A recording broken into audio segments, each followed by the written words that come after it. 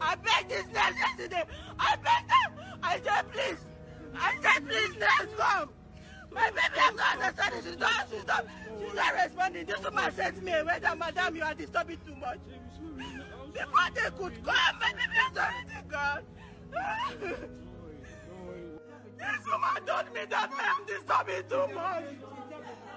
No, there's nothing you people will tell me. There's nothing you people will tell me. You can't console me. I saw my baby dying yesterday, lifeless. I took my baby to a cemetery. I've never been there before in my life. For the first time, I went to the cemetery to go and bury my healthy baby that I brought to this hospital.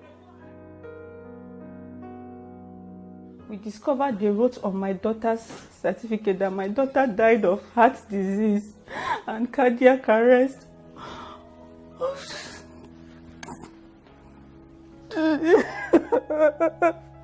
There was no proof that my daughter died of heart disease and cardiac arrest. She sobbed no less than 5 minutes. She died. My baby choked. I was calling the metro, calling the nurse. They didn't respond to me. There was no doctor in the hospital.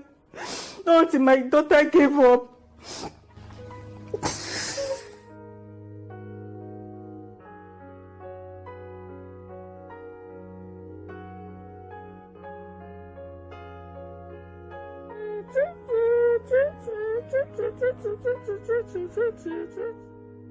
I met my wife sometime 2018 and we now got married 2019, December 26th.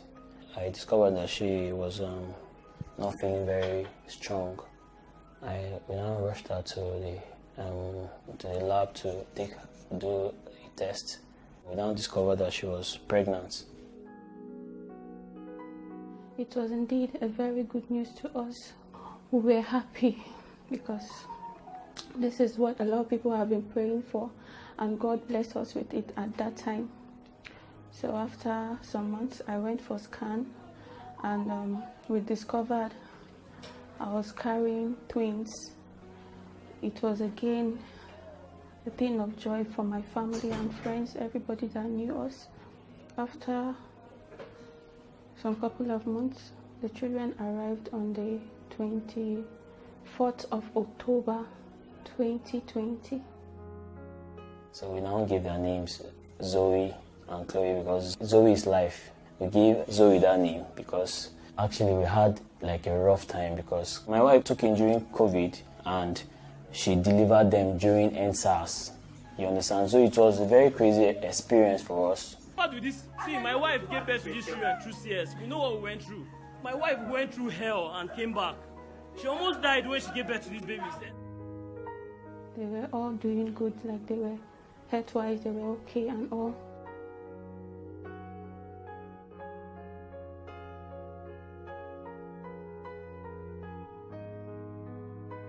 The 13th of this month, January 2021, we woke up on that fateful morning and my baby wasn't feeling well and she was crying. My brother's wife came home and she took me to the hospital.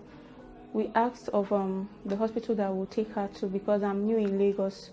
So somebody recommended Randall Mother and Child Hospital, Baja, in Surulere here. So on getting there, we met with the doctor. So she checked her. She said she's quite okay, but we need to conduct a blood test. When I now got to the hospital, they gave me another blood sample that I need to go and take another blood test. I did the test and I brought the result back. The doctor wasn't on seat. She went for break, so we had to wait. When she came back, I told her that the baby has been crying since they took her blood. So she asked me to place her on the table, let her check her. So I placed her on the table. So when she checked her, she discovered that the baby wasn't stable again. Her tears is not normal. The way she was crying was not normal. Then they rushed her to the ER and placed her on oxygen. And they started treatment. They said her oxygen level was low. But later in the evening, they asked me to feed her with cup and spoon, of which I did. I fed her throughout the night. Like she was waking up like in intervals of 3 hours to feed. She was eating well. On Thursday evening, I came back home to freshen up. I left my husband in the hospital with my sister. I came back early hours of 3 a.m. My husband came and picked me, so I discovered she wasn't breathing well. So I reached out to the nurse on duty. I told her that my baby wasn't breathing well again. She now checked and she discovered that the water in the oxygen was not enough, so she went and refilled it. She now wrote something for me to go and buy. That was a breastfeeding tube, so that they will use it to extract the mucus in her throat. She used it to extract the mucus from her throat, so she was okay. She even woke up and was up. I was even playing with her. So now the two tests that they conducted. The first test was conducted in the hospital. The other one, we did it outside. That was a long test to check if there was any infection or anything. When the doctor came in the morning, she now told me that with the results they've collected, there is nothing wrong with her, but they are going to allow her to be stable so that they will send us for an echo scan. The senior doctor came. He now asked me, she's stable now for breastfeeding. I should hold my baby and breastfeed her while he watched me, so that he will be sure if she's stable. So I now held my daughter, I breastfed her, and she sucked from me. Like, she was very hungry. She sucked from me and she slept off. I lay her back on the bed. So I'm supposed to feed after every 3 hours. So after 3 hours, I reached out. Luckily, the doctor was in. So I now asked him, I reached out to him and asked him if I should breastfeed her again. He said, yes, I should breastfeed her. So I held her and breastfed her. So after breastfeeding her, I noticed she was crying. So my brother's wife was there. So I asked her to help me call the nurse. She went there. The nurse didn't respond. So I went to the nurse again and said, please, madam, my daughter has been crying. She sucked breast. Please, can you come and help me check her? She didn't respond. I ran back to my daughter. By this time, the other nurse that was with her in the ward sent my sister, my brother's wife, that she should leave the ward, that they don't want more than one person in the ward. So while she was going out, I asked her that please, she should help me check the doctor and ask him to come. She came back and told me that there's no doctor there. So for the third time, I went to this matron again. I said, madam, please, I beg you with God, come and check my daughter. Please, I'm not understanding. My daughter is not more responding. She didn't say anything. I went back to my daughter again because I was there alone. So for the fourth time again, I ran to her. I went and begged her that, madam, please come and help me check my daughter's pulse. Come and check her temperature. Check anything you're supposed to. I'm not understanding. My daughter is not responding again. Like there is a change in the way she's breathing. I told her. The woman now said, "Kai, madam, you too they disturb. Haba." Then she now spoke Yoruba with that other woman, and they were complaining. They were there talking. Madam, you are disturbing. I said, I noticed something was choking my daughter. As if it's a lie. When the doctor came, it was the same thing I was telling this woman. You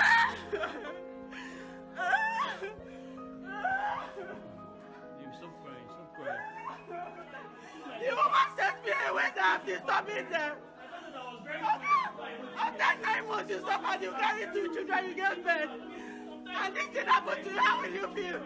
Let that woman come and give me my baby, oh! Let her come back and give me my baby! So I had to run back and sit down and watch my daughter, how my daughter was struggling. By this time, when I came back, my daughter wasn't moving again. I even had the oxygen to try and fix it in her nose and see whether maybe the air wasn't enough for her, but she didn't respond or anything.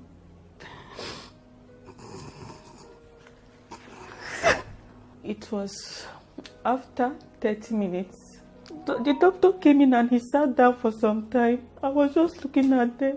The matron now stood up and went and checked her oxygen. Her oxygen level that was around 44 or what. When she checked, the oxygen level was around 80 something.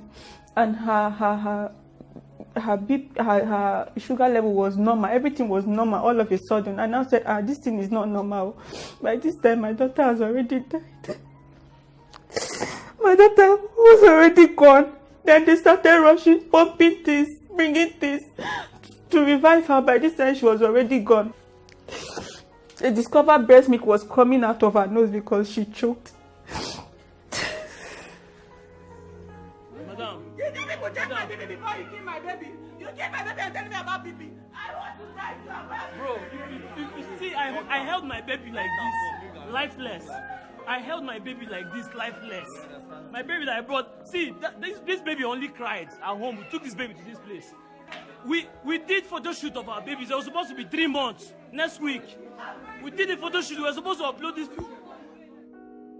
One of the nurses now walked up to me and said, "Yes, I saw you. I wanted you to come and sign your daughter's death certificate." It took me time. Inside my heart, I still had it in mind that my daughter is still alive. She's not dead. I now went through it and I saw that they wrote that my baby died of heart disease, constant cardiac arrest till death. This is my baby that they checked in the hospital. They said they didn't find anything. How come? Like, we're even supposed to go for the echo scan on Monday.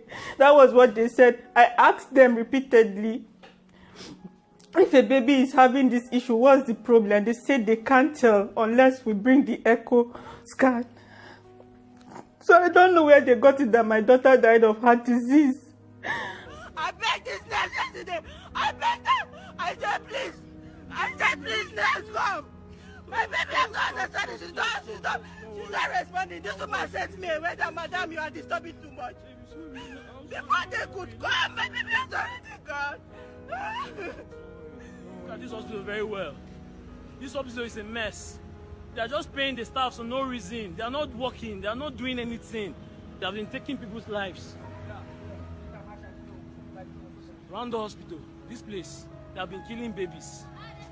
I really want justice for my baby. That Rando hospital, Mother and Child Baja, that place is a mess. It's a big mess. I really want the government to go and look into those people because they are not doing their job. They are just paying them money for no reason. Babies are losing their lives in that place. So that was how I lost my baby.